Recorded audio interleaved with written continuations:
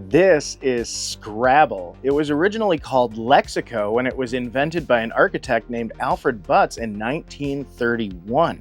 He had a hard time selling the game under that name, so he tried selling it under the name Criss Cross Words, but still saw little success. In 1948, he sold the game's design to James Brunot, who reworked it and turned it into what we now know as Scrabble. The game still continued to be unpopular until Macy's picked it up in 1952, and by 1953 it had become so popular that supply couldn't keep up with demand. Today I've got some really exciting examples of the game. We're going to have a look at a 1953 edition from Sellrite, and we're going to compare it to a 2021 edition from Hasbro. Let's see what's changed and what stayed the same over the course of about 70 years.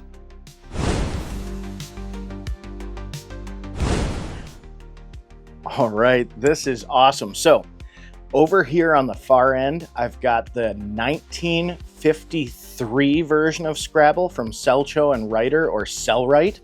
And then here I've got a 2012 edition. Nothing special about this one. This just happened to be the personal edition that I had on hand. So I thought I would just kind of throw it out there because this had a few gameplay tweaks at the time. And then I've got the most recent here. This is a 2021 edition. Just purchased this for this video. And then I've got this little travel one I wanted to show off. Now this one I purchased just a little bit before this one here. So I think the travel, if I'm not mistaken, is like a 2006, 2007. And then of course, the one that I'm actually terrified of. So obviously I really like Scrabble. But I'm terrified of opening the world's smallest Scrabble because of how small the tiles potentially are. But I just thought it was so neat when I saw it that I had to grab a copy. So I just kind of had that out here for display. Maybe I'll open it. That might be its own video. I don't know. I'm thinking like as soon as I pop that thing open, the tiles are going to disappear in Narnia and I'll never see them again. And Mr. Tumnus will wonder where that S came from. But anyway, so let's dive into this comparison, starting with the 1953 edition from Selcho and Writer or Sellrite. Now, right away, this box is really beautiful and understated. It has a sort of fabric finish on the wrap.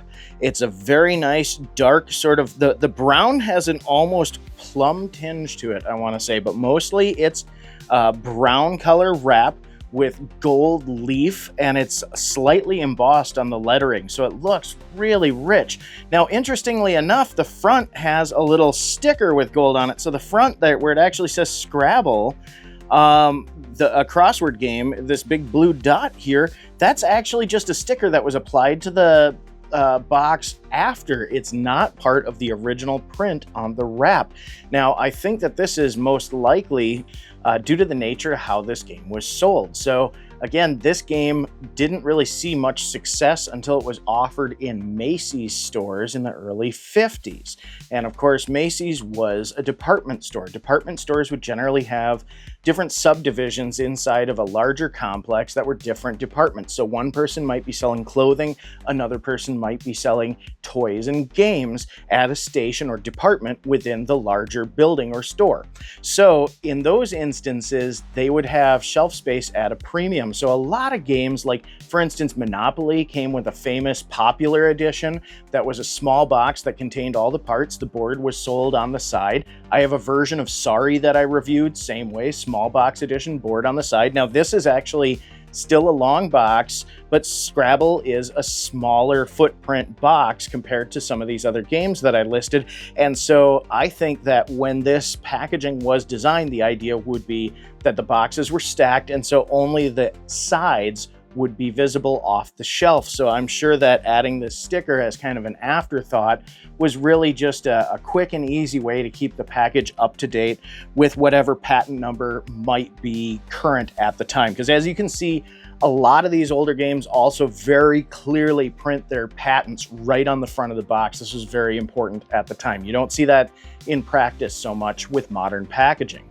The back of the box is blank, and when you open it up, this is something that I love. The rules are printed on the underside of the lid of the box. And if you've watched my program before, you know this pleases the couch. I love having the rules printed on the inside of the box because it prevents loss as well as degradation. So that's awesome. There's kind of an odd cardboard insert on this one that sort of acts like an organizer. It really keeps the ledges, the little wooden ledges that you put your tiles on, off to one side of the board. Then you have the board itself. It also came with a few little inserts for like ordering replacement tiles, which I thought that was pretty neat, as well as somebody's tally from having played this. So I think that's sort of charming when I get a hold of these secondhand games, particularly older ones. Every once in a while, I'll see notes on them, names, things like that. And it's kind of fun to see the history of the board game. So I thought that was pretty neat. Now moving on to the 2012 edition, obviously we have much more modern printing techniques on here. We've got a shiny box, bright, colorful branding on the front. There is a call out that there are new ways to play the game, hinting at all of the new mobile apps that they had available and different editions of the game at the time, as well as a optional expanded rule set that we'll look at a little bit later that's included in this one.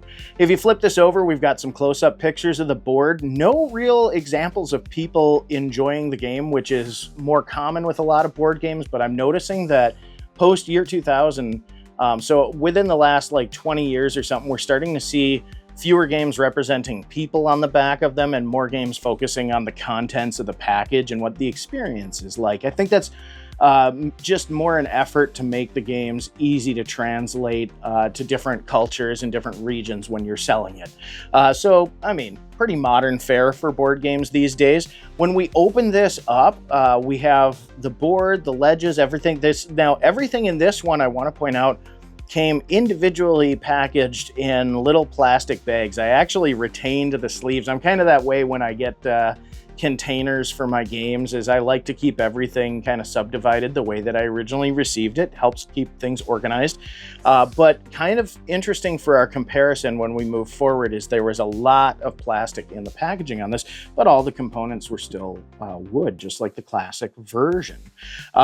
We do have the rules printed in a separate pamphlet, so we'll look at those a little bit later, but the inside of the box is pretty unremarkable. It's basically a serviceable container for the game. When we go into the 2021 edition, the shade of red has gotten a little bit brighter. It's very nice. It's a little bit more plain. Now we have, I think these people, what is that art style? I think it's Allegria art, if I'm not mistaken. Very common for modern, like, corporate art that we see. It's sort of something that I'm not a huge fan of because it looks a bit sterile, but in the instance of this Scrabble cover, I don't think that that's really anything that I consider a detractor, because it's a common art style that we see. And it's a nice way to represent people having a good time.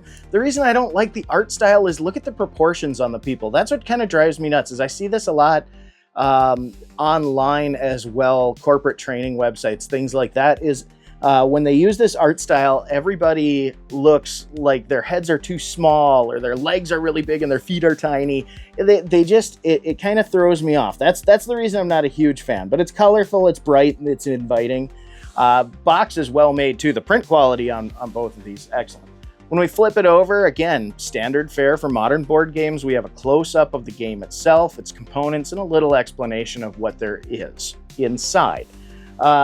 Now, let's get to the fun part. We're going to get into the comparison of the game boards and components themselves, starting with the 1953 Sellwright edition. The print is really nice. You have the scores for all of the letters printed out clearly for everybody to see. You have the word Scrabble as a little runner on the side, but the board is pretty much omnidirectional. The bonus spaces are very brightly colored. It's a nice functional board. When we get to my favorite part, which is the tiles themselves, sorry, I just had to jump right to it. The ledge is nice. The ledge is, we have this nice little tile holder here. Okay, so the modern edition refers to them as like a tile holder or whatever.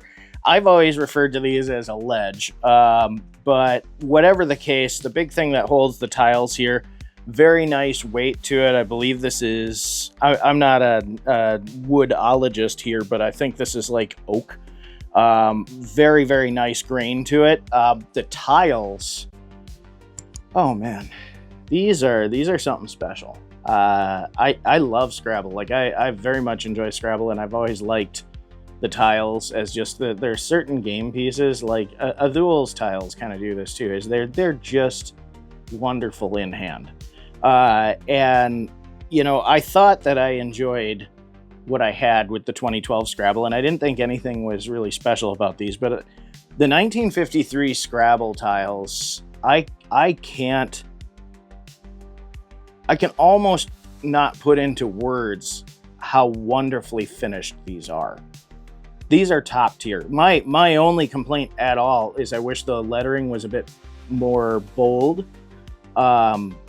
But that's neither here nor there. Everything's a little bit finer, and the lettering is actually nicely embossed, and then there's this wonderful sort of clear coat finish, and these are so nicely sanded. Oh, I could fidget with these all day. It's terrible. It's terrible. Okay, so they're terribly awesome. They're wonderful. I should put these over here before I get too distracted with them, but the tiles are just, they're wonderful. Now, as far as drawing the tiles for the gameplay, this is the only edition that I have on display that does not come with a tile bag for blind drawing, which makes the game easier. No, in fact, even in the instructions, it says to arrange the tiles face down inside the game box and to draw them. So again, I mean, but fabric is kind of expensive, so I can see, especially in the 50s, if you're trying to keep the game at a reasonable cost, and by all means, everything about the game screams premium. So if they're cutting costs, it's not by much. It's not by much. I'm curious. I should actually look up and see what one of these sold for in 1953, because this is at the height of Scrabble's popularity, when they were selling out faster than they can produce them. So Scrabble was really a hot ticket item in the 50s. But going into the 2012 edition, we can see that, again, not much has fundamentally changed about the board's design. We still have Scrabble written as a runner only. Now the direction has changed. Here it was kind of written vertically. Now it's aligned with the edge of the board. I guess, I don't know, that's kind of, they're both sort of vertical and horizontal. Depends on your perspective, but it's aligned with the edge of the board differently here. However, we now have the score facing both ways, so if you have two players facing each other, it's easy for them to see what all the values for the letters are. I really like the white background with the bold black grid with the nice colors for all the bonus spaces. This is a nice looking Scrabble board. Everything's tape wrapped very nicely. The union for the joint has held up over the years. I mean, this has been my daily driver for Scrabble. Anytime I've been playing Scrabble over the years, this is what I've had. And it's had quite a bit of love, and it's held up. It doesn't look worn out at all. I gotta say, it's actually, I mean, I store it nicely. Like I said, I keep everything in the little plastic bags it came in. But this one is held up very nicely, and the quality of the build is fantastic. The ledge, I think now this one, the wood on the ledge looks a little bit different. So again, I'm kind of curious because this looks more like straight grain. So almost like an ash. It's a pale wood, straight grain. It's very nice. The tiles, again, I hesitate to guess what the tiles are because these are so light, and in the 50s, they look really nice, and I can't quite identify the grain. This looks like it quite possibly is oak. It feels nice and heavy. These aren't finished or sanded quite as nice. It'd be kind of neat to find out what all the different woods are, to be completely honest. I mean, I'm guessing, but if anybody's looking at the pictures and you want to throw in your conjecture, by all means, it's part of the fun. But these, now the lettering is a little bit heavier when we get into the 2012 versus the 1953, but the letters are smaller. So, and I mean, it's really negligible how much heavier it is when you look at it. It's pretty much about the same, really, but it does look like the black is a little richer. That being said, very similar in size, but the finish is night and day. I mean, these are nice to hold. These are sanded, but these are not like sealed and finished with whatever varnish was on these. So I gotta say, like, nice components, but they don't scratch that itch like that 1953 edition. However, I won't say that Hasbro went cheap. This feels good. This feels everything. The fit and finish of the board, the fit and finish of the pieces are nice. I'm gonna level with you. So there are expanded rules that allow you to use these bonus tiles. And as you can see, I have never once opened the bonus tiles. And it would be unfair of me to review this edition of Scrabble and not at least open these up. So how these work is for up to 4 players, each player gets 3 tiles of one color, and 2 of them will have a star on them, and 1 of them will have a blank tile. So that blank tile works like a blank tile in Scrabble normally would, except for the colored ones are worth 3 points, and those points do multiply if you get on a bonus square. So, I mean, right away we have additional point value for a blank tile, which I really feel like a blank tile. Blank tiles are really sort of like a mulligan. Like there's a trade-off. You're sacrificing the potential points of the legit letter with a blank tile when you're using a traditional blank tile. Whereas with these power tiles, okay, so now we're manipulating the score, we're getting a little extra. So I don't know. I'm not a big fan of that. The star tiles can be turned in without sacrificing your turn to exchange another letter. So you can exchange one of your letters if you don't think you have a nice combination, or you can use it to block a word and save a space for yourself. So let's say I have a word across here and I know I can add on to it to my next turn, or I know that I have an idea of where I want it to go. I can add my little star to the end of that word, and basically that acts as a block. So until I remove that star and play a letter there, nobody else can play off of the word that's there.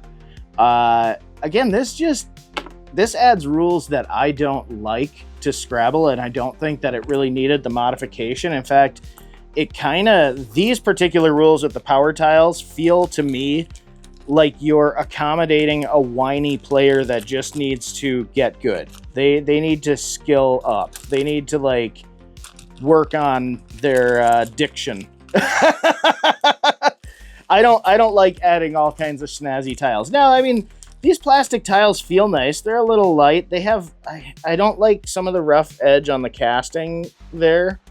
They don't look extruded. They are cast, but they have some areas where parts of them were trimmed a little bit. I don't know. These aren't like Azul levels or anything like that.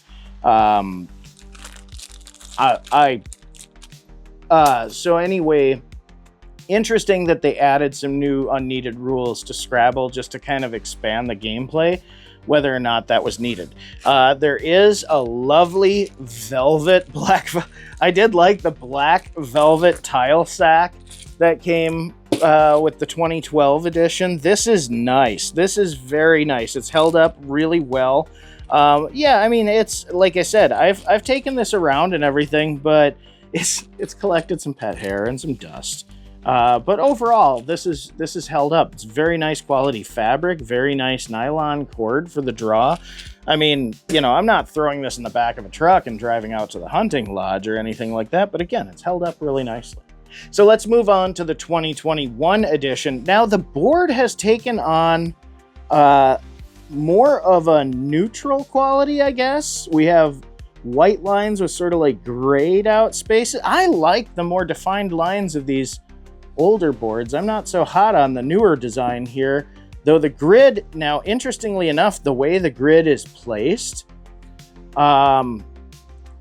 I can feel it. Like in the right light, you can even see that the white on this print stands above everything else on this. So I'm not sure what the printing technique was, but it is relatively tactile. Like, it's not enough that I would say that it would be an accommodation for those with vision impairments, but it is something that I notice. The color is, you know, the color of the bonus spaces are nice. They stand out. You have the score again facing both directions. It's very, very similar in core design to the 2012 Scrabble. I just don't know that I like the color scheme as much, just without the clearly defined lines, but it doesn't really make a huge difference. Size is there, playability is clearly there.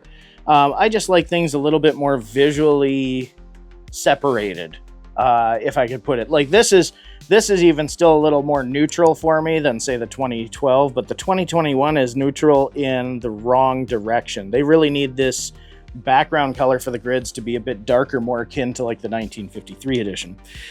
We now have wood components again, and I think that's interesting because they point out on here on the package now with wood tile racks.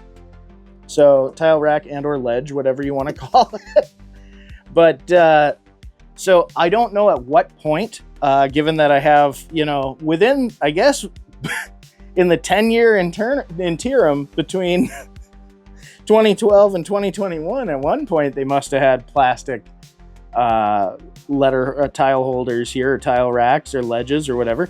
I do want to point out too, the profile of the ledge is more fit to form for the later models than the original. The original kind of has a little bit more of an Art Deco scallop to the ledge there, where the later models, or I shouldn't say original, this is close to the original. I should point out in 1953, this board is the same copyright art as the 1948 Brunot board. So everything else about the packaging seems to be copyright 1948, 52, and 53. So those are going to accommodate the years that this game was available through Macy's stores. And so there may be some variables there. This is pretty close to an original Brunot version. It's going to be the Brunot versions of Scrabble obviously are going to be different than Lexiko or Criss Cross Words. So those are going to be different than the original like 1940 or 31 version of Scrabble. So unfortunately, those didn't sell very well. So I gotta imagine, I didn't see anything available when I've been looking. It would be kind of cool to get a hold of a set just to do a comparison. But anyway, these guys, kind of a tangent on originals there. These guys feel more fit to form. These ledges are cut directly to fit and form to the tile. A little less Art Deco, but the functionality is there. Interestingly enough, so again, to spell out the word Scrabble takes 8 letters, and in the game you're never really supposed to have more than 7 on your ledge at any given time. So I was figuring sooner or later somebody would probably mention it in the comments. It just displays nicely. However, it brought up something that I noticed is the lengths of the ledges. The older ledges have enough spare room that you can have a spare letter on them. Whereas the new one, yes, you can have a spare letter, so it's plenty, but you can see where the ledge has actually gotten a little bit shorter in comparison, but I'm not going to complain because I'm still accommodating an 8th letter. So, I mean, if you're playing the game as you're supposed to, you're going to have plenty of space to be able to move and manipulate your tiles. The ledge is just a bit smaller. The tiles, all right. See how nice and bold that is? That is awesome. That is great for accessibility, and that's why I'm confused by the low contrast board, because you have these tiles with beautiful, thick, easy to read print, and then you go ahead and make the board a little bit more neutral. And I'm curious to know if the color shifts at all are easier for people with color blindness. I am not as familiar as I should be, I guess, with all of the different nuances to color blindness, but I do notice more of a shift in the 2021 edition in which tones were used versus the 1953 and the 2012. So I'm curious about the level of accessibility with this game, but this is a great move. I love the giant thick letters. I wish the little score numbers were a little bit bigger to go along with it. The ledge does seem, this looks more like pine to me, and I was smelling it when I was opening it up, and I think it's dried pine. I think these are pine. I do think that the tiles are still like oak, possibly ash, but these look like oak to me. So again, I'm not a woodologist, so if you want to weigh in on the comments and let me know what you think, or if you know, that would be cool. If you work for Hasbro and if you know, let me know. But I like these tiles. They're all right. They're not finished. They're of the 3 that I have on display, these are the roughest tiles. These are the ones that are the least sanded, but the finish isn't bad. Like, I don't feel like I'm getting any splinters off these or anything. They still feel nice, but if I were to say, like, if I'm rating these, I'd say this is my first choice, this is my second choice, this is my third choice for like which tiles that just feel the nicest in hand. And they're just wonderful. And I mean, that's not really what you're doing with this game, but I'm just saying, quality-wise, it's kind of nice. I appreciate when the components are really high quality. And we have, so no longer a velvet bag. This actually feels like a, I don't know, this feels like a looser, it's a synthetic, softer on the outside, kind of like a microfiber, but smooth on the inside here. So I'm not exactly sure what material it is. It does seem thinner. You can definitely see light through it. But I have no reason to believe that the quality of this tile bag would not hold up. Still has nice sturdy cord. I actually think there are some advantages to not having like a velvet, because the velvet tends to look dirtier over time. Like, this has really collected dust and dirt. Even when I'm running the lint roller over this before taping, it's still kind of tough to keep this from collecting off of everything it touches. This doesn't seem to be close to that texture, so I don't think you'll have that trouble. But again, you do have a nice little bag for blind drawing your tiles out of. At nice quality. Actually, this is a little bit, is it bigger? Is it bigger? No, it's about the same size. It's about the same size. I think the lighter fabric, it's a hair taller, but like 1/8 of an inch. So that's 1/4 of an inch. Not much, not much, almost indiscernible. Okay, so those are some nice components there. Let's get to the rule book here. Now, obviously, the 1953 Scrabble, that tickles me. The rules are printed on the underside of the box. Wonderful. I love it. Great. Let's get into the 2012. The 2012. Now, this is a nice full color fold out here. Lots of visual aids to show you where everything is. Certainly stands up to the test of time. You know, that's the thing, is sometimes I like saddle stitched booklets, but these fold outs can be an excellent, sorry, I'm tripping over my words here. These fold outs can be an excellent way to give you some great instructions with a big visual aid without compromising the paper as far as wear and tear is concerned. So, very nice. Not sealed paper or anything, but full color print. So, very nice instructions with the 2012 edition. Going into the 2021, we actually see that tradition of foldouts is alive and well. Now we have a full bleed, full color. The rules are a little bit more text-based than they are visually based. So in the 2012, as you saw, there were quite a few more photos and depictions of the game itself. This, we actually have the rules written out a little bit more clearly. So both are excellent rule books. Both clearly can stand the test of time. No saddle stitch or folds where there are staples through that are going to wear out. So wonderful there. So as far as we're going with the modern edition, here's a throwback that's, 10 years its predecessor. I know there are tons of other editions throughout the years, but when we're just going at a home edition of Scrabble, my only big detractor, the only thing that I don't like about the modern edition really is how the grid is arranged on the board. I like the,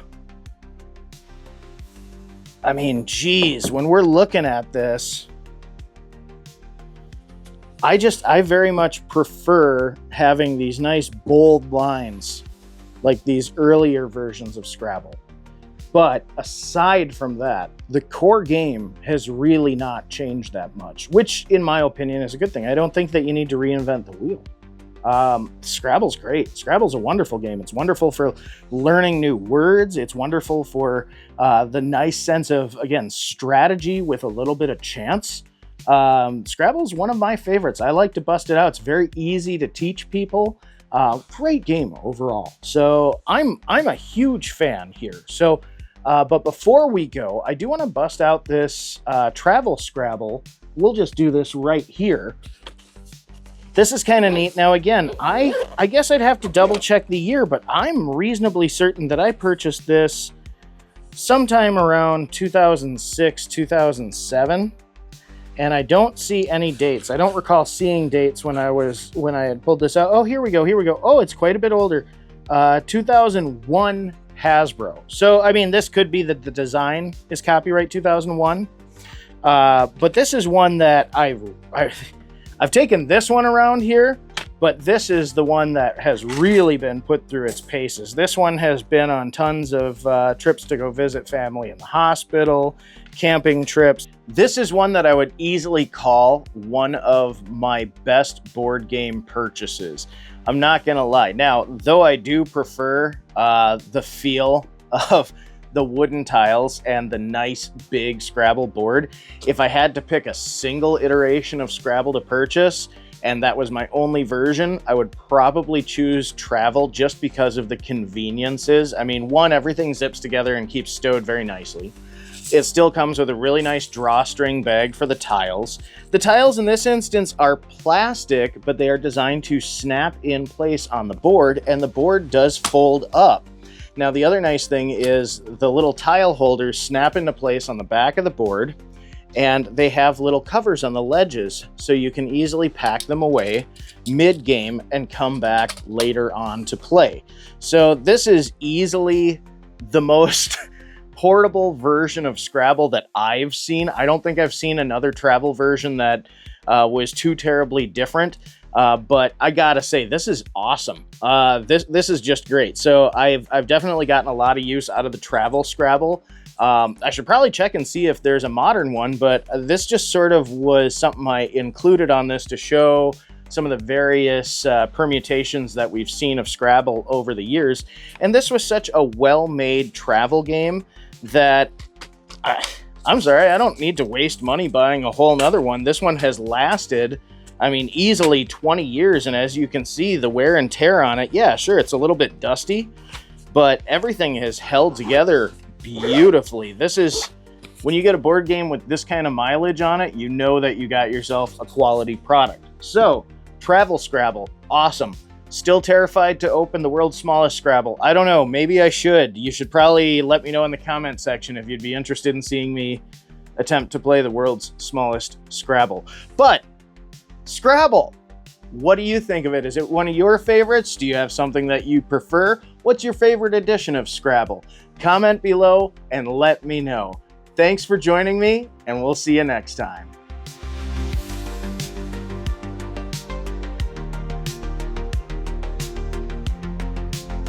This is Monopoly, and it's one of the most popular board games in the world. It was originally called the Landlord's game, and it was invented by a woman named Elizabeth Magie in 1904. She intended for the game to be used as an educational tool to teach people about the dangers of land ownership monopolies. In 1934, a man named Charles Darrow adapted the game into what we now know as Monopoly and began selling his version out of a department store in Philadelphia.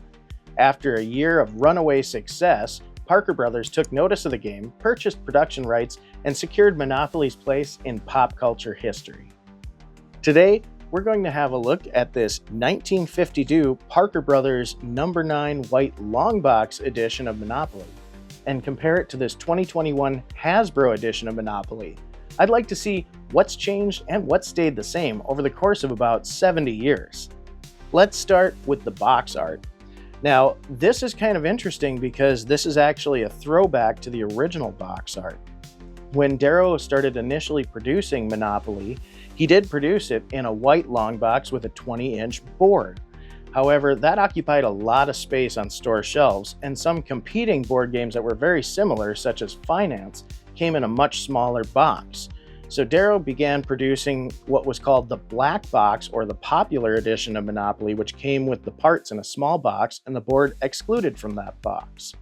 So when Parker Brothers began producing the game again, they would occasionally produce these white long box No. 9 editions as sort of a tribute to the original 1934 edition, as well as for it to be considered more of a premium version of the game. And we'll get to those reasons in a moment. But again, this is very iconic box art. There are a lot of copies of Monopoly out there that have this red band across. We have rich Uncle Pennybags here in the front and center. No monocle. We have the train and cash iconography, and of course the vintage Parker Brothers logo right there, along with the locations of production that were active at the time, which is kind of neat. Some of the hardcore collectors of Monopoly games can narrow down production years of the game based on the production facilities listed on the box and the patent information. So that's pretty cool. Now, this one's a bit brittle and I don't have the back on it. It is a lift-up two-piece box, so the top does come off. The back of the box is blank white, and the inside does come with a cash divider. Now, what's interesting about that is the original Darrow long boxes had the dividers along one side of the box, which caused the weight to be distributed off, so people would pick up the game and it would fall over. So Parker Brothers had the forethought to change that and put their dividers in the middle of the box. So there were some quality of life changes all the way back then, including carrying the box and making it more comfortable. I thought that was kind of neat. Now let's move on to the 2021 edition. Now I wanted to get the closest comparison to a modern Monopoly. We purchased this in January of 2025, but I'm noticing that the copyright on it is 2021. So for accuracy, we're calling this a 2021 edition. This has some beautiful box art. It's very colorful. You've got the game pieces front and center, which, I mean, when I think Monopoly, I think of the little metal game pieces first. And of course, we have Mr. Monopoly on this edition because in the 90s, they changed him from Rich Uncle Pennybags to Mr. Monopoly for reasons.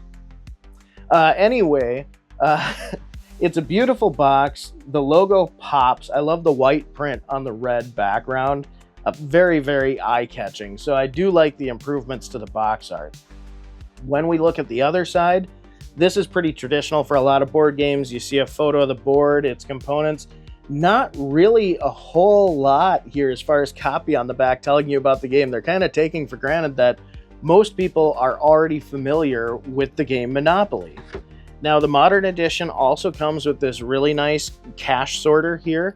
I like that your cash, the dollar bills, sit sort of up on end in the modern version, which makes it easier to leaf through the money and play as the banker, as opposed to the older sorters that have kind of just a little pocket that you have to get your thumb into and flick the cash out of. So very nice. And of course, it takes up less space. So very nicely designed box. When we're comparing the two boxes, I gotta say, of all games, Monopoly is one of those that's always been really good at keeping its parts together. I mean, very seldom do I run across a Monopoly game that's lost too many components to play. The nice thing is the original design of Monopoly required players to provide their own player pieces. So that's actually why when Parker Brothers began producing these, all these little player pieces seem so random. You have a thimble, you have a horseman, you have a race car. Well, when Charles Darrow was producing his original version of Monopoly, you didn't get any of those player pieces at all. And so it was popular for people to go to dime stores and pick up little miniatures and figurines to use as their player pieces. Now, when Parker Brothers took over production, they had good relationships with a company that could do that for them, and they began including the player pieces, and their random nature is a nod to those early years, which I think is fantastic, and also gives them some breathing room for changing up their marketing going into the future, because as we've seen, they've changed through the years, and we'll have a look at that further in a minute. So, great boxes for both of these. Let's move on to the game board itself, starting with the 1952 edition. So right away, I noticed that this is not unlike any other Monopoly game that I've ever seen. It stays very uniform. All of the properties are in the same place that I'm used to them being. We've got our chance and community chest cards here right out on the board, made of nice, thick cardstock, black and white print, just printed on the one side there. We've got our dice here. I like that they are traditional six-sided with pips, but they have this nice off-white bone color to them, kind of a yellowish color. Very, very nice. This edition, these white long box editions of Monopoly, were considered to be kind of a deluxe Monopoly set. And so they came with enough player pieces and cash to support a 10-player game. So you get 10 player pieces with one of these long box editions, that's crazy. The cash is actually unbranded but recognizably Monopoly. It doesn't say anything about Parker Brothers Monopoly, anything like that. Just its value, a little bit of greebling. Again, we have the iconography of the train and the house there, so very obviously Monopoly money. And one of my favorite details is Monopoly money always seems to be printed in the same color palette of office paperwork, which just tickles me. This is kind of neat when we get into the hotels and houses. So these are made of wood, and some very early versions of Monopoly would have the wood simply stained green or red. And at a certain point, they had made a really deluxe version. Parker Brothers had produced one called the number 10 edition that came with this extra detail paint on the hotels that has this little gold paint that says Grand Hotel. And that was very popular. So in later versions of the number 9 long box, which is of course a tribute to the older one, they started including painted houses and hotels. And in this instance, this one has that gold paint on it that says Grand Hotel. And I love that little detail. That's something that, I don't know, that just tickles me. Getting on to the properties, nice thick cardstock. Now this is shiny sealed cardstock, color print. One thing I like about the properties designs is the colored bars on top make it really easy to organize and keep track of your properties without having them spread out around the table. So, and these are about the dimensions that I always recall growing up with my older versions of Monopoly. Now, let's compare to our 2021 edition. Now, I purchased this off the shelf in 2025. Wanted to have the most recent copy I could get, but I see the copyright stamp on it's 2021. So for accuracy's sake, this is a 2021 edition of Monopoly from Hasbro. Now, the spaces on the board are largely unchanged. They're all in the same spot. They all have pretty much the same color coding. I would say, if anything, the only reason the background looks different is just changes in print over time and maybe some fading, but it's this sort of greenish hue on both of them, albeit a little bit more intense on the 2021 edition. I like how the branding is diagonal, takes up a bit more space. You have some drop shadow on the text there, so it really pops. You have Mr. Monopoly extending a welcoming hand out to you, you know, come and play. So that's pretty nice. I think overall the board art is very pleasant, but largely unchanged save for branding. We've got white 6-sided die with pips. They're only slightly smaller, kind of funny, but just slightly smaller than the 1952 edition, but not enough to make a huge change to the game. Our chance and community chest cards are now sealed paper, so nice and shiny cardstock. They're printed on both sides as opposed to being printed on colored cardstock. So now you've got the community chest logo and the chance logo respectively on the backs, and the fronts are black and white print. So this is one that I really like. So actually, we'll go on a little bit of a tangent here. As part of Hasbro's effort to keep the game fresh, they'll occasionally have polls and contests to change Monopoly and update Monopoly. For instance, they recently had a poll where people voted on which new player pieces that they wanted. Not long ago, they had a contest to change up the community chest cards to give a more modern feel to being a member of a community. I'm not exactly sure what that means, but seeing it in action is great. I love this. You rescue a puppy and you feel rescued too. Get out of jail free. So, hey, if you know what, updating the get out of jail free results in me also getting a puppy. There are worse things. That's a lot of fun. So I thought that was kind of neat.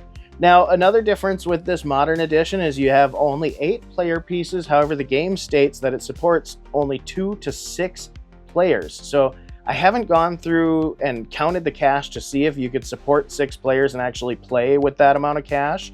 But this version came with significantly less cash than the 1952 edition.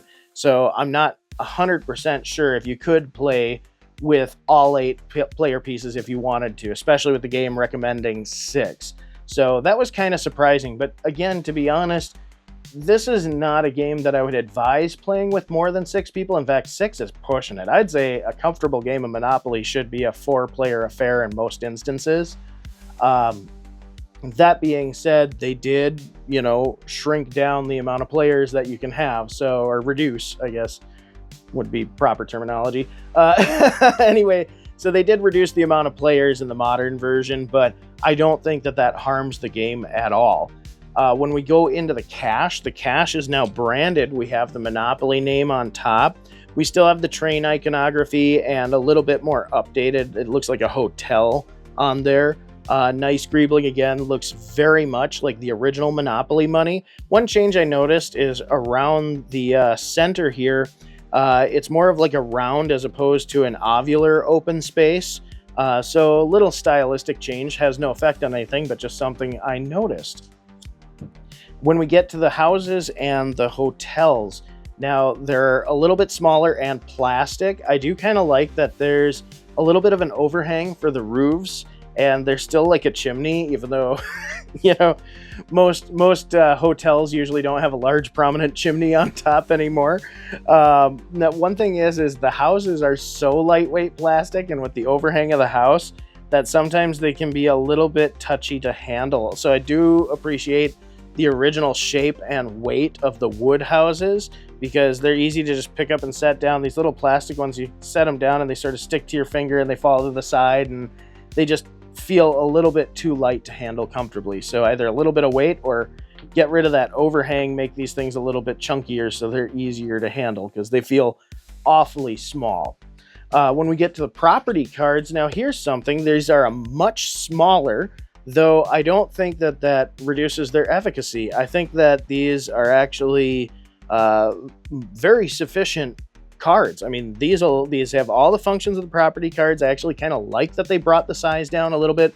It makes it easier for players to manage. But one thing that I did notice for accessibility purposes that was frustrating is the text on properties with dark color backgrounds on their codes. Like, for instance, Boardwalk here, it's black text on a blue background, and that's very hard to see, whereas far back in 1952, they still knew to use white text on a dark background. So I'm kind of surprised to see that, especially considering that it would take less ink to not print that space on the card. So you'd think as a cost-saving measure, they would go that route. Just poking a little fun there. Okay, now let's get on to the instruction manuals. And we're going to take a little sidestep here. I thought this was neat. This was still included with this Monopoly game. This is actually a Parker Games catalog. Beautiful. Shows off some of the other products that they had available for the time. And I thought this was just great. Some of these I didn't even know existed. Like, I had no idea that Parker had made a baseball game. I recently reviewed one. Maybe I need to track down a Parker baseball game and see what that was like. So anyway, I thought that was really neat.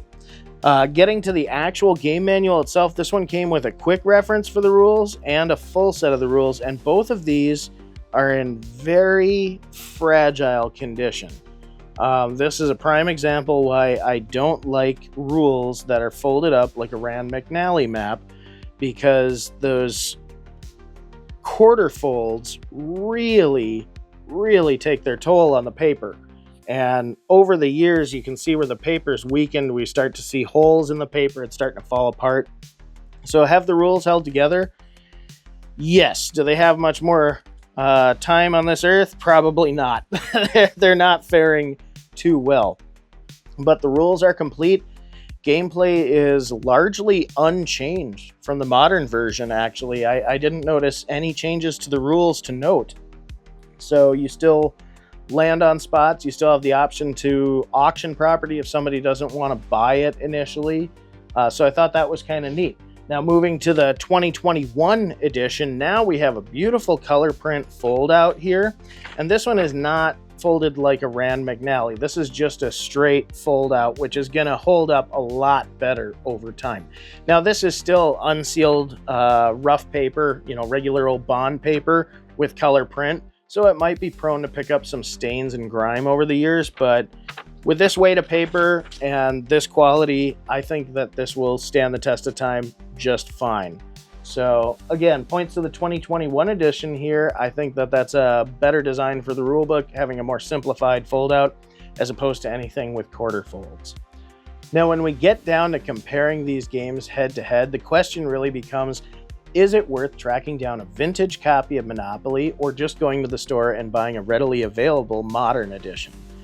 I gotta say that there's not really an advantage to going after a vintage one, unless of course you really want that ability to play 10 players at once, or for instance, if there's a collector's edition or a licensed version that you have an affectation for. Between Parker Brothers and Hasbro, over 1,000 different versions of Monopoly have been produced, over 250 million copies have been sold, and there's over 300 licensed editions of Monopoly from RuPaul to Metallica.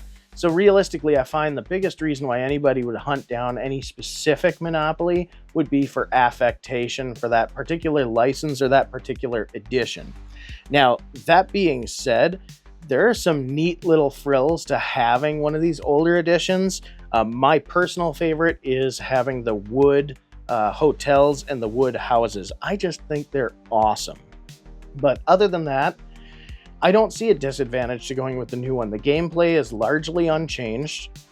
And I think that the general spirit of Monopoly, which is, the warning that Elizabeth Magie intended, I mean, the second half of this game gets dark fast. There's a definite tipping point, and it really boils down to who gets to which properties and buys them at rock bottom prices first and develops them quickly. And I mean, that's exactly what the point of the game was to demonstrate the danger of that type of system when it comes to property ownership.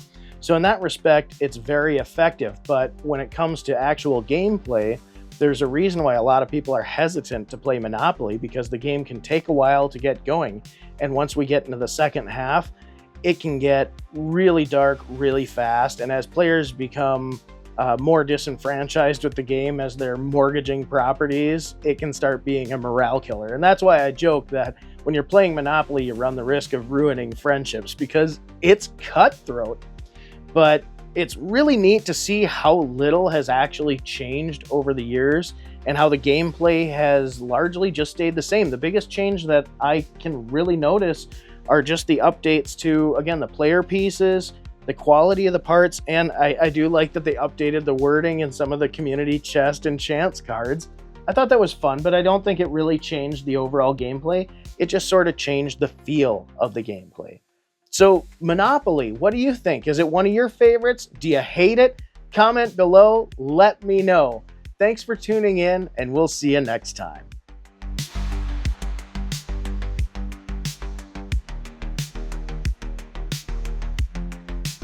This is Candyland, and it's one of the most well-known children's games in the world. It was invented in 1948 by a woman named Eleanor Abbott. She was a retired school teacher who suffered from polio in the late 40s and was recovering in a hospital in San Diego, where she shared a ward with a number of small children. She came up with the idea as a way to distract the children from being stuck in a hospital and help them visualize going home at the end of their journey. That's why the original board of Candyland ends with Home Sweet Home as your goal. Today, I'm fortunate enough to have a pretty nice array of Candyland games so that we can have a look and see how the game has changed between 1955 all the way up through 2021. So let's have a look at these games, starting with the box art. Now, due to space on the table, I'm not going to be picking up each and every one of these because I don't want to knock them over these easels, but I do have some close-up photography for you. So starting in 1955 with this Milton Bradley edition of Candyland, we have the traditional Milton Bradley, at this time in history, silver stripe that indicates the brand and the ages that the game is intended for.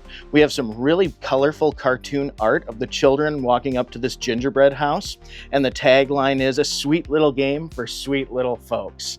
I like this one quite a bit. Now the back is blank and it is a lift-off top box. The inside features a minimalist organizer that keeps all the parts off to one side of the box for balance, and the rules are printed on the underside of the lid of the box, which If you've been watching this program, this pleases the couch. So I love the 1955 editions box. It looks good. It seems very traditional with the Candyland name, so nice entry in the series. Now let's move on to the 1984 edition. Right away, we're going to notice a whole host of new colorful characters. By 1984, the polio epidemic had subsided, and it was decided to add a brand new cast of colorful characters to Candyland to attract a new audience. This box clearly depicts all of the new characters, or many of the new characters that you're going to encounter on your adventure through Candyland. I also like how it shows the kids kind of dreaming up Candyland as well. Gives it an extra little fantasy quality to it. You have the traditional Milton Bradley white stripe that indicates the appropriate age for the game and what type of game it is. The back of the box is blank. It is a lift-off top box, and it has a little cardboard insert that again acts a little bit like a minimalist organizer, keeping all the parts off to one side of the box. And this insert features a whole printed storyline introducing you to all of the characters in Candyland. It's very exciting, and we'll dive into that a little bit later. Now let's move on to the 2010 edition of Candyland. Again, we see some exciting new characters. They look like updates from the 1984 edition, and there are some changes, so we will get into that. But this is a really bright and colorful box. I very much enjoy the design of this box. When we flip it over, we actually have some traditional board game fare as well. We're showing some young kids enjoying the game, a couple of blurbs about what kind of excitement is in store for you. Now, one detail that I really did like about this box is the inside lid is printed, or I shouldn't say the lid, the inside of the box is printed along the edge here. That's something I saw with other titles like Buckaroo. It's just an extra little detail that adds some life to the design. So I really like that. Also, there's just a full color wraparound, and then on the inside, there's a cardboard insert with all of the new storyline and the new character introductions, which again, we'll hop into in a bit, but I love the addition of story and the characters to Candyland. That's always something that was really enjoyable for me. Now let's move on to the 2021 edition. Right away, we can see this box is significantly smaller than the previous three boxes. This new edition of Candyland folds into quarters. We do see some bright and colorful characters on the front, although they look significantly more human and less wild and imaginative as the previous depictions on the earlier editions of Candyland. When we flip it over, we have just a picture of the board game itself with some blurbs about what kind of game is in store for you inside. So this is a little bit more storage friendly, I guess. Now, let's take a moment. We're going to clear these board game boxes off the table so we can have a better look at the games themselves. Let's have a look at the game boards themselves, starting with this 1955 Milton Bradley edition of Candyland. Right away, we can see this art screams 1955, even the font that Candyland is written in. I really like the little children at the bottom there with their little button eyes. It's a little bit creepy, but it's also very charming. We have pawns now, just little wooden pawns to move our characters, and the spaces on the Rainbow Trail are relatively small. So you'll also notice there are quite a few of them. At this time, there are over 170 spaces on the board. When we look at the cards here, the cards are nice thick cardstock. There's evidence that they're perforated along the edge. So it looks like they were probably printed in a strip and pulled apart because the other sides are very smooth, like they were cut that way. Now, to play the game, players will start with their pawns down at the start position where the children are pictured, and starting with the youngest, take turns drawing these cards. As they draw these cards, they will move their pawns onto the corresponding color. However, there are some special cards, like this gingerbread man here. If you pull a special card that has a picture of candy on it, move your pawn to the corresponding space with that candy. This can sometimes be a shortcut and sometimes be a drawback, so you better be careful. Though, realistically speaking, there's nothing you can do to avoid getting a card that pulls you back because it's all luck of the draw. Candyland was designed to be very, very simple. There's no decision making, there's no strategy. The only thing a child needs to do to play this game is be able to identify colors and follow very simple instructions. Now, what's interesting about this is there are enough shortcuts and little drawbacks. For instance, there's a shortcut right away called the Rainbow Trail. So if you're lucky enough to draw a purple right out of the gate, you get to skip a significant portion of the Rainbow Trail. There's also the Mountain Pass, which is in the Gumdrop Mountains, that also helps you cut a few corners. Now, not everything is a shortcut. There are a few sticky spaces placed along the map. There are 3 places in particular that if you land on the black spot, or for instance in this molasses swamp spot here, this one's blue. If you land on that one, you have to draw a card of the corresponding color so that you can move back off that place and get back on your way. The game is so random that you can almost be at the finish line and get drawn all the way back to the Peppermint Stick Forest very, very easily. Now, that can be frustrating for some younger players, but what I like is it's so easy to recover from these setbacks that it's a good lesson in resilience. So I actually very much enjoy the pacing of the original Candyland. Now, of course, there are a lot of spaces and there are a lot of cards here. A gameplay session of the original Candyland can last between 10 and 15 minutes on average. Now, if you happen to get some really lucky draws, you can skip across the map. So there are some exceptions to that. But overall, it's a relatively nice length of a game. So it's just enough to keep a young kid's attention and not so much that it'll make it a boring experience for them. So, that was by design. Eleanor Abbott wanted this game to be accessible to children who might have low energy due to illness. Now let's move on to the 1984 edition. Now this one is just near and dear to me because this is the version that I had as a child. The pawns have been replaced with little plastic gingerbread men, and the cards here are all very nicely cut. They're nice cardstock, shiny on the front side there. The print quality is great. I mean, Queen Frostine, she looks wonderful on here. The colors are all very bright and vibrant. The rules have not changed, though there are fewer spaces on this board. I believe the reduction in spaces happened in 1962. They brought them down from 170 some odd down to about 130. So you would think that would have a huge effect on the duration of the game, but actually game time clocked in still around 10 minutes, little under. So not too bad. We still have the little sticky places here where if you land on one of these spots with a black dot, you have to draw the same color to get off of it. We still have the Rainbow Trail and the Gumdrop Pass, but now we've added characters. And this is where I thought the game was really fun here. There's a little cardboard insert that tells the whole story of what's happening. But essentially, Lord Licorice has somehow abducted and hidden King Candy and his candy castle, and no one else in Candyland knows what to do. But Grandma Nut knows that some friendly children will help guide the gingerbread man down the Candyland trail to help find King Candy. It's a lot of fun because they at least have a little bit of an antagonist in here, and you get some extra flavor with all these wonderful little characters. I love Gloppy, he's so exciting. Lord Licorice is not too sinister, but just scary enough. Plumpy, the sugar plum troll, he's awesome. I also really enjoyed the Mr. Mint guy down there with his long wobbly arms and legs. Everything about this art style is very cozy and friendly, so this made a big impression on me.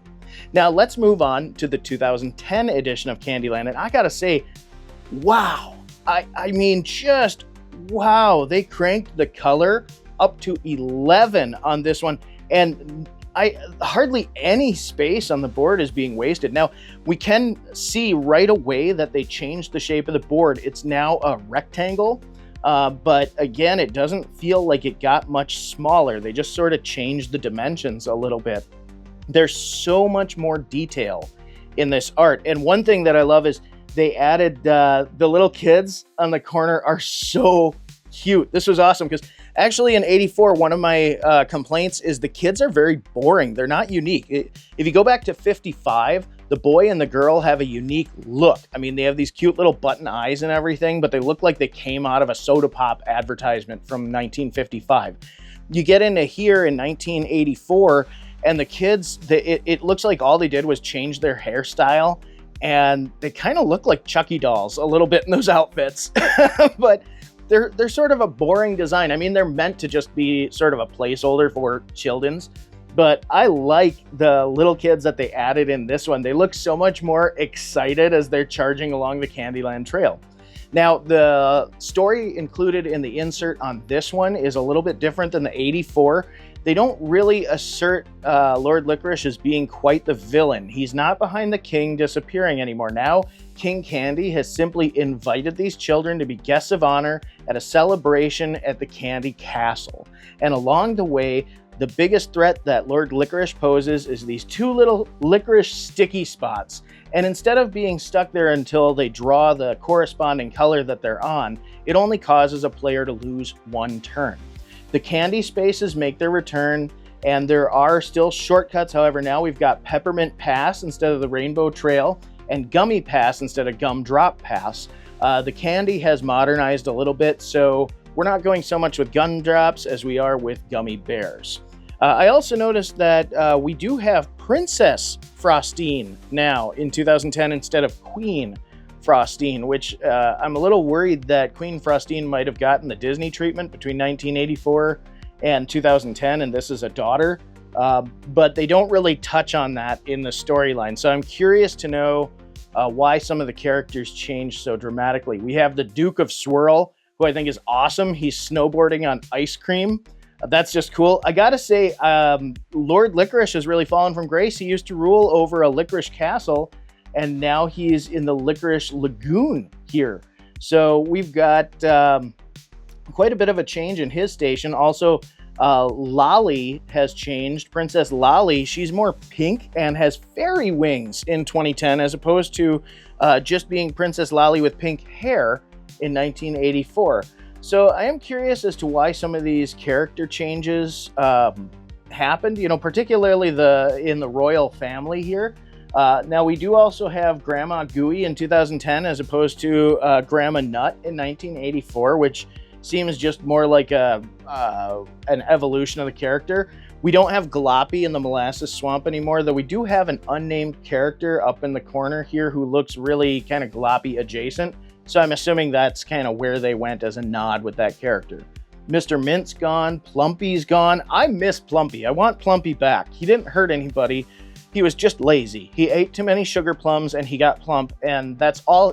That's hardly the worst thing that anybody in Candyland has done to anybody else. Justice for Plumpy.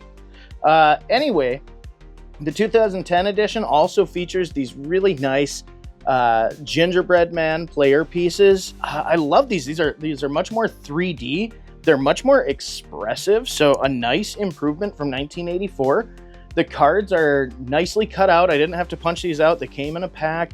They have good snappy cardstock, wonderful print quality. They have some nice highlights and shadow so that the color spaces have a little bit of depth to them. So I did enjoy that.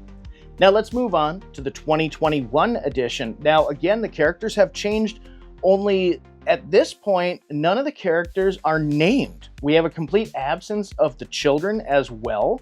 The board is quite a bit smaller than 2010, and in this instance, it folds into quarters, which is something that I'm not a huge fan of, because when you quarter fold boards, oftentimes you're going to have the tag board that the board is made out of exposed without a taped edge, and that tends not to age very well. Plus, the center part of any board that folds into quarters tends to wear out very quickly. Now, the trade-off is a smaller footprint on your shelf, so I can see where some people are okay with that, especially if they don't think that Candyland's going to get a lot of play in their household. However, that being said, to me, it's a little bit of a quality decline, and I notice a huge difference just in the thickness of material as well. The art is colorful, it's eye-catching.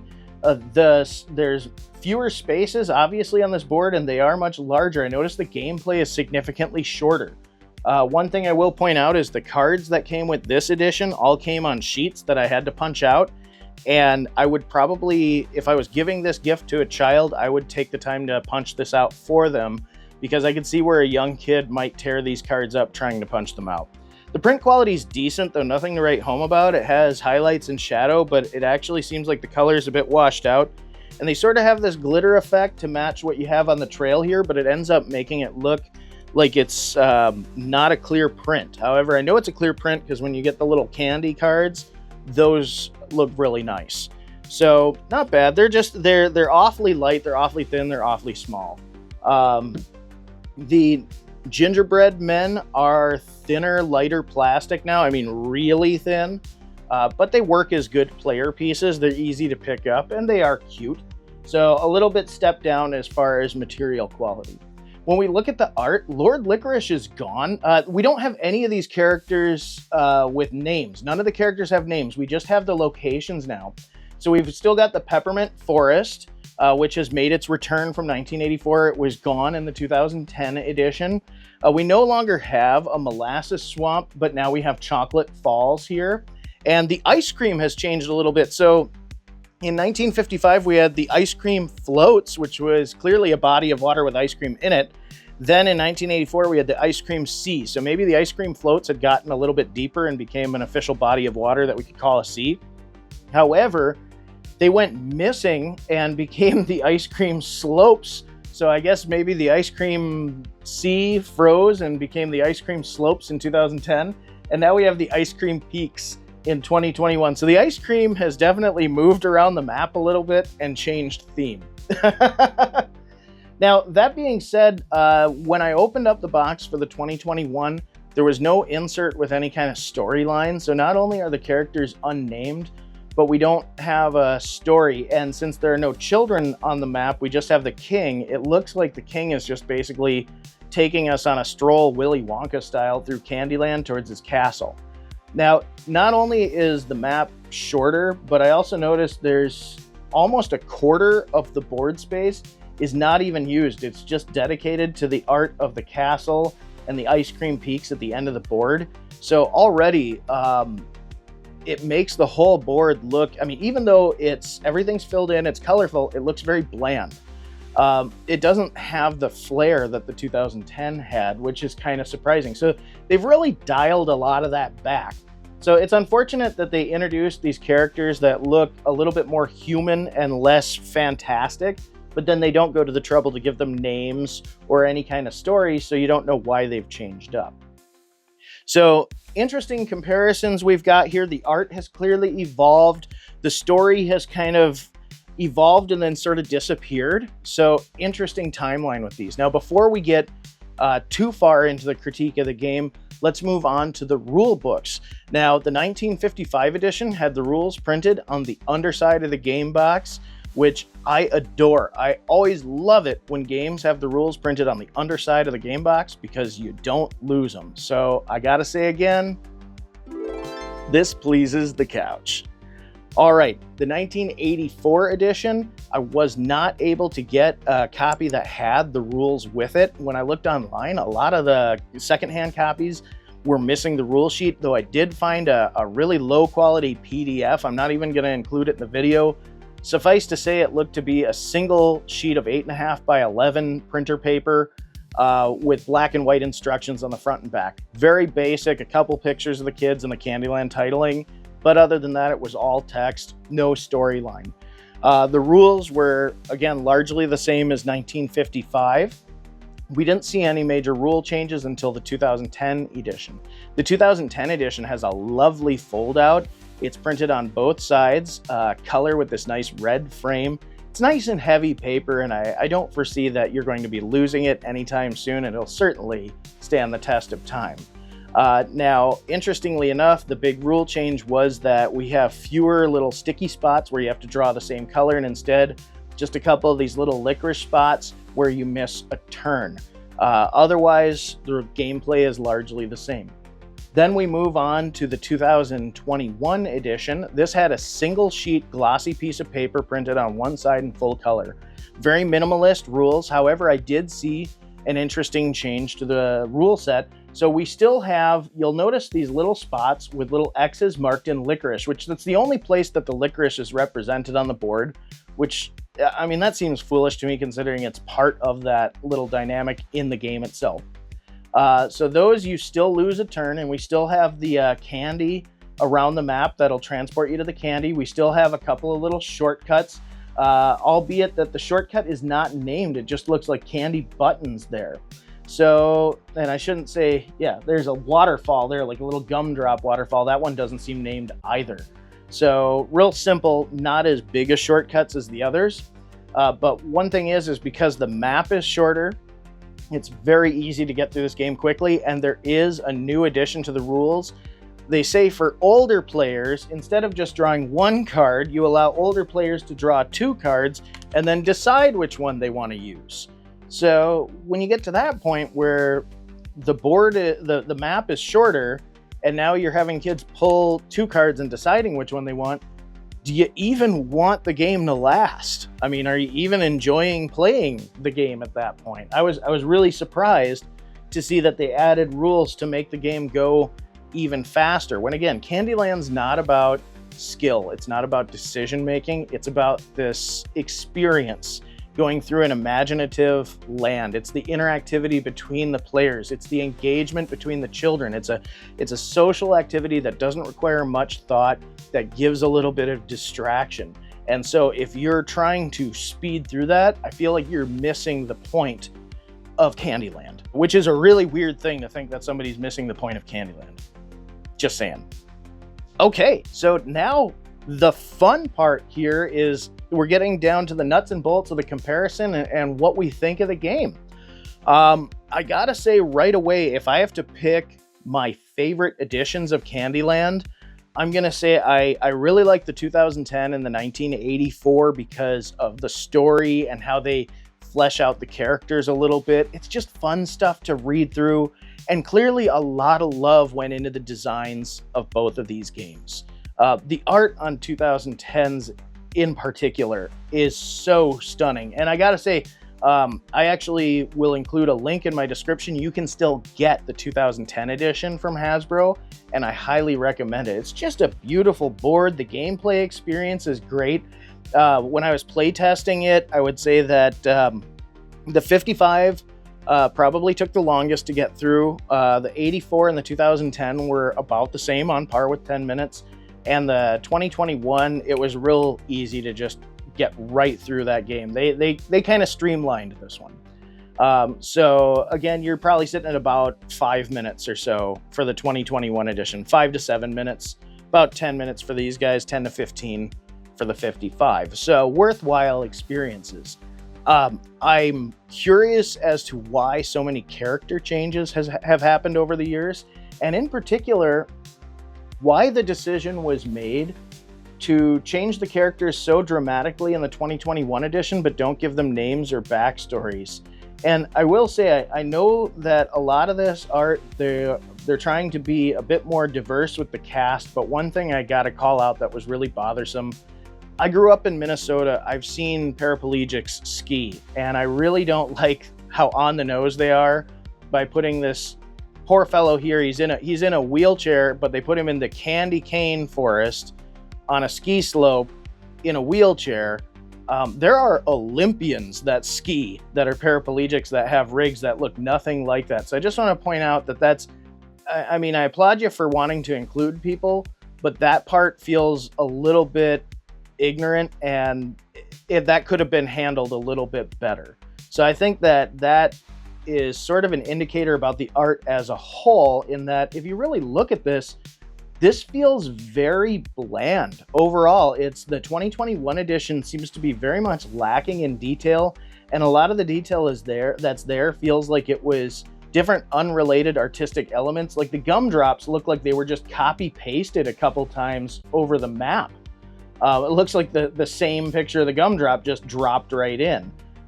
It really looks lazy, and it just feels like they added placeholder characters, that are just basically racial archetypes into these little spots and called it. And it's like, if you're going to make a character change like that, at least, give me a name and a backstory. I'm all for having a new exciting cast to Candyland. That's kind of the fun, is getting an evolution to the game.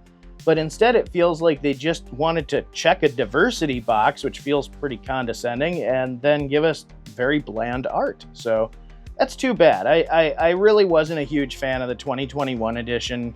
The board quality, the card quality, and the player pieces, coupled with the art that was a little bit off-putting, it just turned me off to the game. So I highly recommend the 2010 edition from Hasbro. It's gorgeous. I like how all the Denzians in Candyland are wildly stylized. I gotta say, Lord Licorice, I think, is really cool with his hat and his snake cane. And I love Grandma Gooey. The Duke of Swirl, he just looks neat, and I like that he has an ice cream scoop instead of a sword. That's just so cool.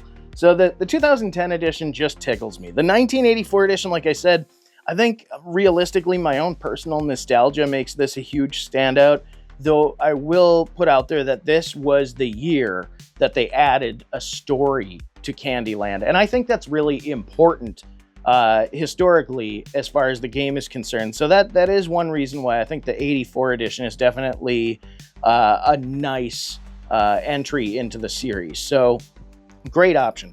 When we go to the vintage ones, the game was largely unchanged between 1948 and 1962.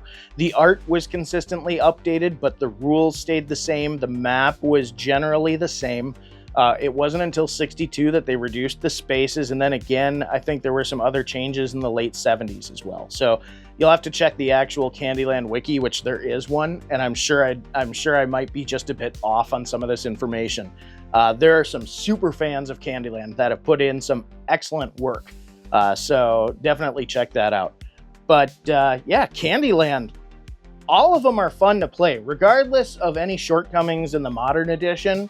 It was still a fun experience. It's still at its core Candyland, albeit I would say this feels almost like bite-sized Candyland by comparison to some of the other versions out there. So what do you think? Do you love Candyland? What do you think of the changes throughout the years? Comment below, let me know. Thanks for tuning in, and we'll see you next time.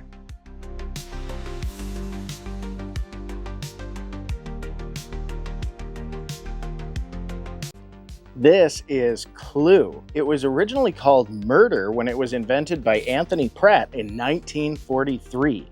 Pratt eventually sold production rights to Waddingtons, who marketed the game in 1949 as Cluedo in the UK, and Parker Brothers, who sold the game as Clue in the US.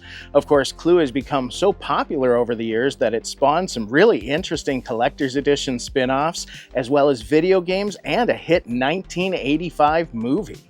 Today I have a special treat.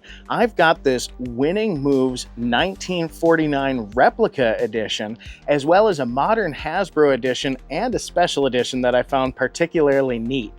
Let's get these out on the table and have a look at how these editions of Clue stack up.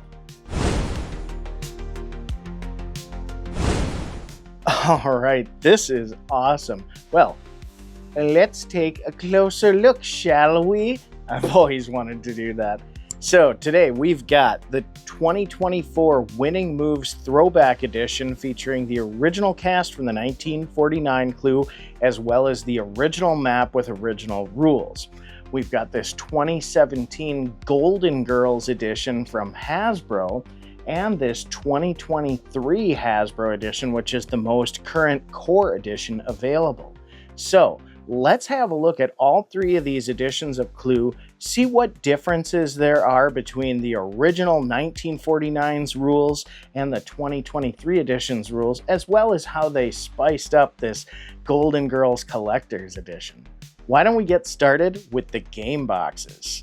This 2024 Winning Moves Throwback Edition to the 1949 Clue has some pretty eye-catching art, albeit it's obviously not the same art that would have been featured on the 1949 release. However, it does highlight that you have the original cast of characters as well as the original map of rooms from the 1949 edition. It's a lift-off top box, and when we flip it over, it has standard fare for a board game. That is to say, a close-up photograph of the board game as well as its components and a brief description of what the gameplay is like. When we open it up, we have a small cardboard organizer that is enough to keep the weight distributed in the center of the box and keeps all the components stored nicely. When we jump over to this 2017 edition, this Golden Girls Collector's Edition of Clue from Hasbro, this is some really great cover art. I love that the whole cast of characters is displayed very prominently with this teal and pink motif here that screams mid-80s. When we flip it over, we have some standard fare for board games. Again, close-up photographs of the game board and the game's components, as well as a very melodramatic description of what this particular game's story is all about. When we open up this lift-off top box, we do have a very sturdy, though very confusing plastic organizer. Now, this organizer first led me to believe that perhaps the gameplay in this edition was quite complex by comparison to other versions of Clue, but that's not the case. It seems like this was a plastic organizer left over from some other game, used basically to fill the empty space within this box, because it does a good job of keeping all of the components stowed safely, but it was clearly not purpose-built for this game, which kind of made me laugh when I actually figured that out. So, great organizer, but very confusing. Moving on to the 2023 Hasbro edition of Clue, we have some very striking cover art, this time a lot darker and richer colors with the bold Clue titling in white. There's no mistaking what this game is, and I actually really like this modern cover art featuring the refreshed characters. When we flip it over, we see, again, standard fare for board games. Close-up photos of the game components and game board, as well as a description of what the gameplay is like.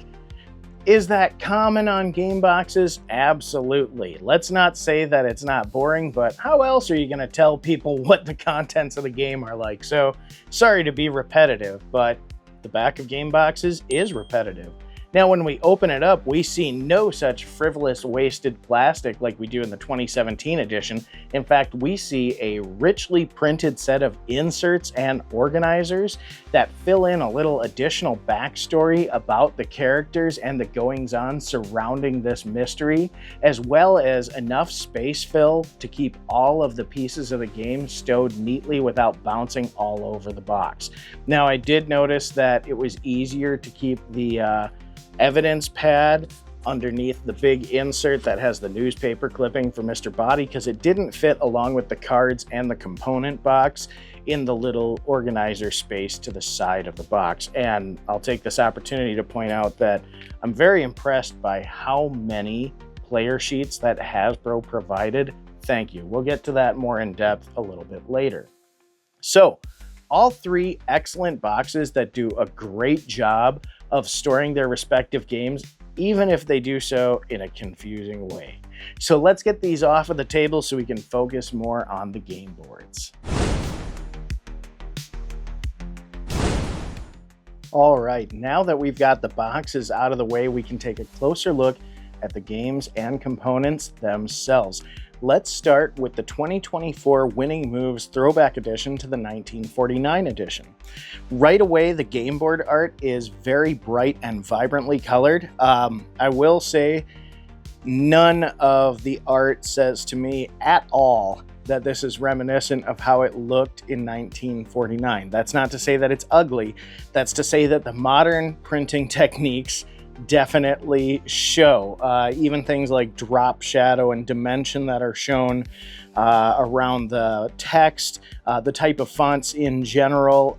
At the time that this would have been produced in 1949, most likely that board would have been a lithographic print, so it would have had a significantly different art quality.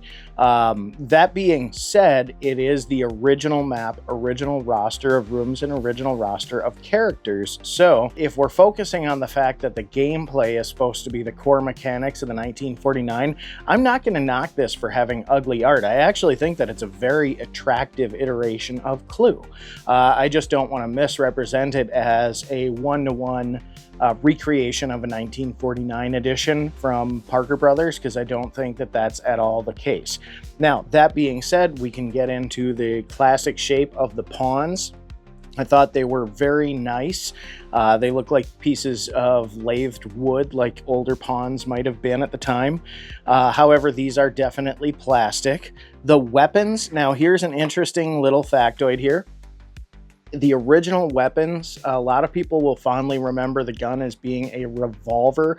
However, in the original 1949 edition, both in the UK and the US, they were automatic pistols, and they were even different based on localization. In the US, it was a Browning 1911.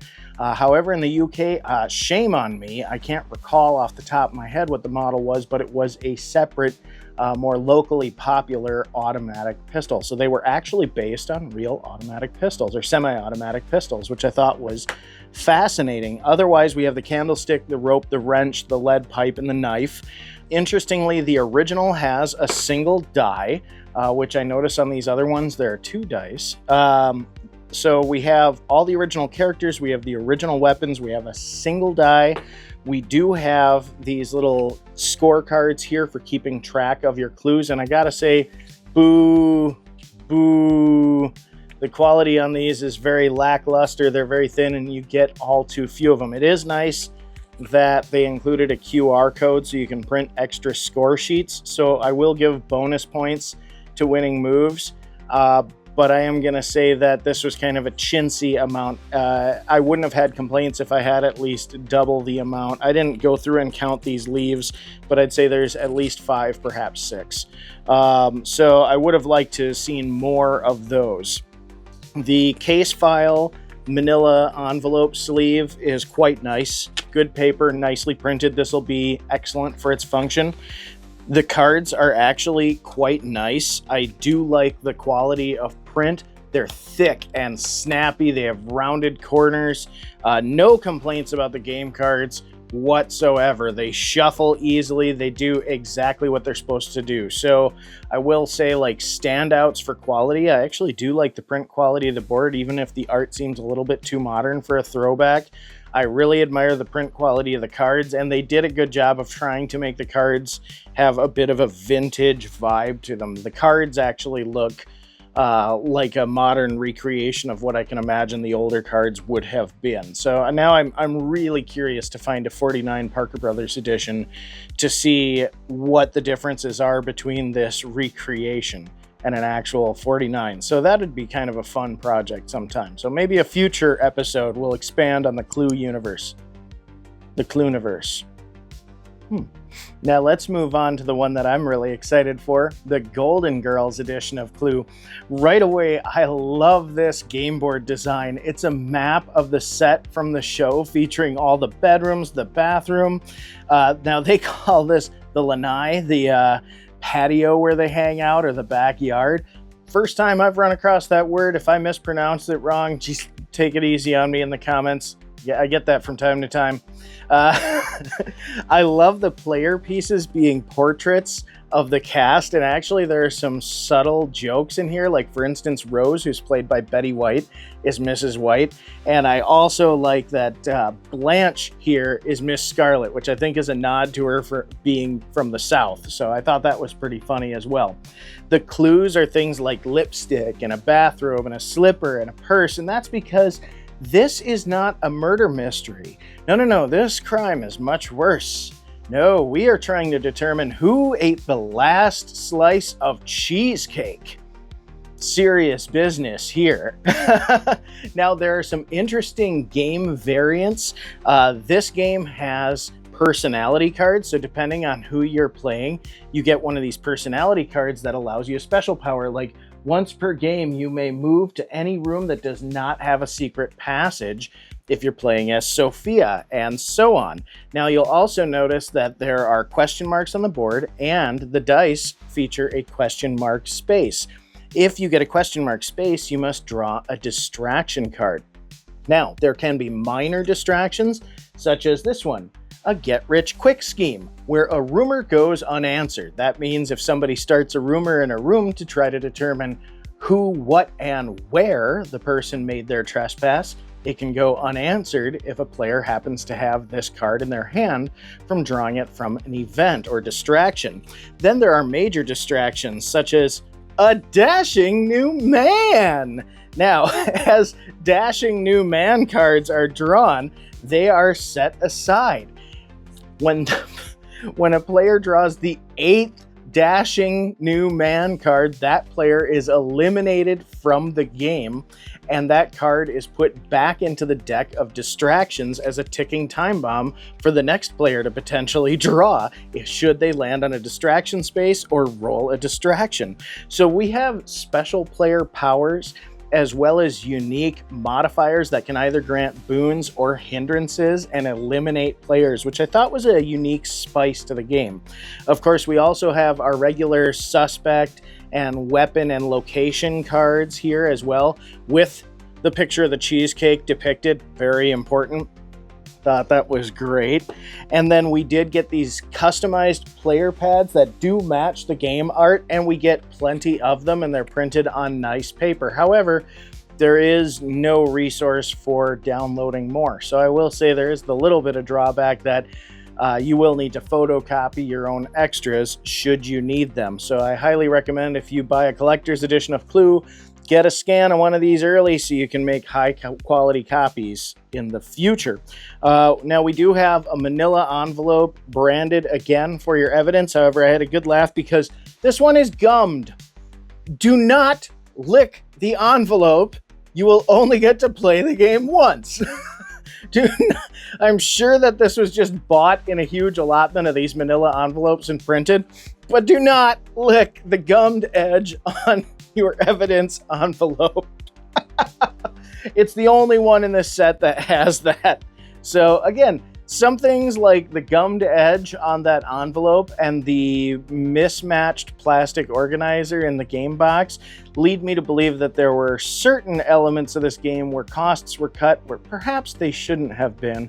I also want to point out that some of the clues have a little excess metal from the casting on them. By comparison to the other editions of Clue, these were particularly sloppy. They're still chunky and well molded as far as how they were, sculpted, I should say. But as far as molding with all that excess, a little bit extra quality control would have been nice. But the overall game components are quite nice. The board art is very nice. It's got taped edges. The rule book is also nice. We'll get to the rule books here too. I actually kind of glossed over those, so we'll do them all at once here. But the Golden Girls edition of Clue, overall, I thought this was a great iteration of the classic game with some unique rules that make it a true treat. Now, let's move on to this 2023 Hasbro edition. Now, this is some striking art. Again, I see a lot of use of warm and cool colors contrasting off each other to give the mansion a very lively and detailed feel. We do have the classic room layout with secret passageways. I'm going to say right out, big standout here, the player pieces are so nicely sculpted. I thought that was really cool. They're very highly detailed and absolutely could be painted if somebody wanted to make their set look deluxe. And speaking of deluxe, the murder weapon clues are faux gold plated. I guess, I don't know, they kind of look a little bit brassy, brassy brass gold. Very, very light, but it does give it a little bit more of a premium feel when compared to the traditional chrome or pewter that we've seen in other editions. Very nice, just very, very classy. And I want to point out that the game components came in a little cardboard storage box to keep them from bouncing around and beating each other up in the overall game box when in storage. So if one wanted to paint any of these components, you can be confident that they're not going to bounce around and chip on each other. Again, we see 2 dice, and again, we see that they're specialty dice that feature a little magnifying glass on the back.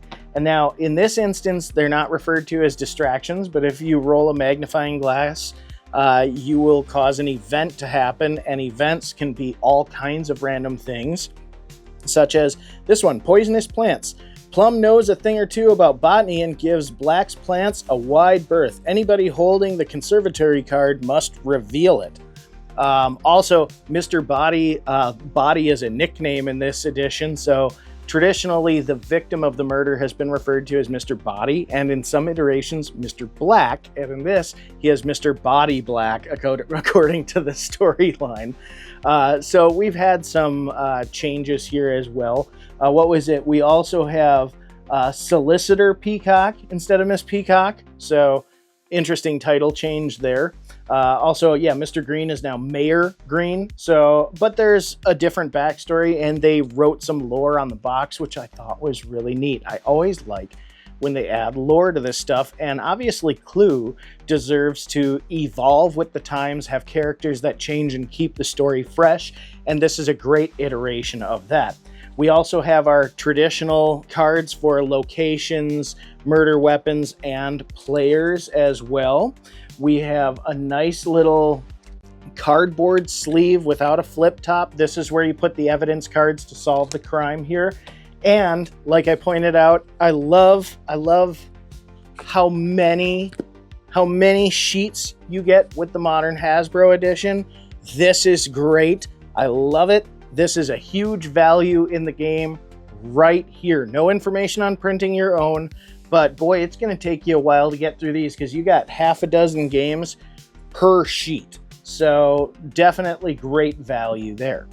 Now, before we go too far, let's get back to the rule books I had kind of glossed over. So we're going to go back to the 2024 Winning Moves edition. This is printed out on sealed gloss paper, but it's black and white on an 11x17 quarter folded.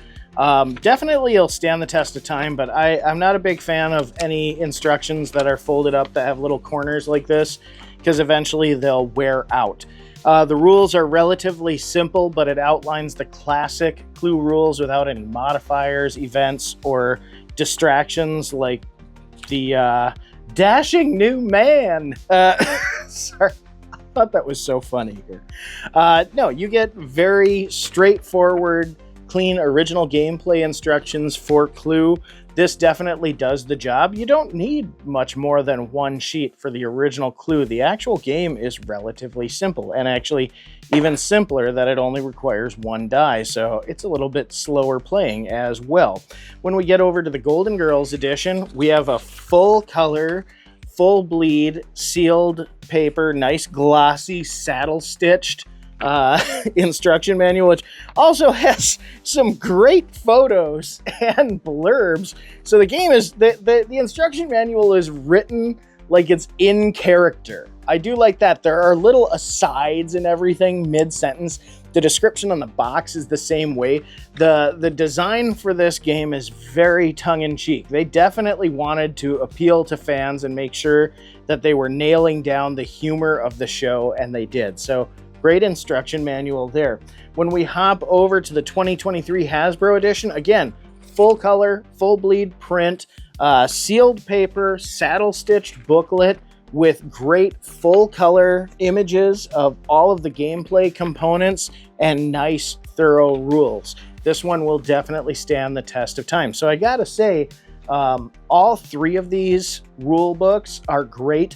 The best ones are the saddle stitch, in my opinion. They tend to hold up, but sealed paper all around. So that's that glossy paper, very moisture resistant, tends to be stain resistant. So very, very nice. Will definitely stand the test of time. So now let's get to the nitty gritty here. Let's review a little bit. What do I think of all these different iterations of Clue? Well, there have been a lot of versions. In fact, I had another one that I think is like a 2015 core edition that didn't make it on the table today that also had some of the distractions or events similar to this edition. So we have seen some other alterations to the rules. Now, interestingly enough, I do enjoy the classic gameplay for simplicity's sake, and I think anybody who's new to Clue should play the original rule set without any distractions, without any type of effects or events or anything like that, which you can certainly do on all of the modern iterations without a problem. So I always recommend learning that way. So in that regard, keeping it simple and relying on a classic formula, It's a no-brainer. This 1949 Throwback Edition from Winning Moves, excellent for people who are familiar with the game that maybe don't want to add all that extra spice and maybe enjoy having it slowed down by using only one die, which I think is reasonable when you're playing with a group and when you're playing with the simplified rules. Now, that being said, the flavor that you get by adding some of these extra rule sets really does a lot to enhance my enjoyment of the game. The Golden Girls edition had different gameplay rules based on how many players that you had as well. So certain things were omitted, like you don't really need the distractions when you're playing with 2 players, whereas when you're playing with 4 to 6 players, you definitely want to have all the spice added to the game. It just changes things up and makes it a lot more fun, as well as these personality cards that have these fun little quotes on the back from the characters. Again, all of this really makes it very immersive and definitely plays up the homage to the Golden Girls show. So both as a Golden Girls game and as a Clue game, I actually really enjoyed this. Now, moving on to the modern 2023 Hasbro edition of Clue, I am so impressed by the quality. I mean, I am really impressed by the quality. The cards are a little floppier than I would like, but the print quality is there. The corners are rounded, which is something that wasn't even in the Golden Girls edition. That kind of bugged me that I had sharp corners on the cards. I like the rounded corners. It makes shuffling easier. So even though they were a little bit floppier, that's about the only quality complaint I have. I love that you get a little organizer for your game pieces. I like the quality and weight of these nice chunky die. I love the board art. The board art is a vibe. This definitely stands on its own as a core entry in the Clue series. I really like the gold brassy finish on these murder weapons here. It really adds to it. Now, again, we step back to the revolver. What's funny is I remember in the 86 edition, the revolver looked more like a pepper shaker. This looks like a Colt Army Navy revolver. So that was a little bit more Civil War era. Again, I can't stress enough how much of an enhancement it is to have these nice sculpted character pieces moving around in the mansion. It's great. And the rule set with the events, and as well as they also have an alternate rule set for playing with 2 players. That's really cool, where you put evidence cards. So you can play, when you're playing 2 players, say on like the Golden Girls edition, you can have evidence cards dealt to like a ghost player.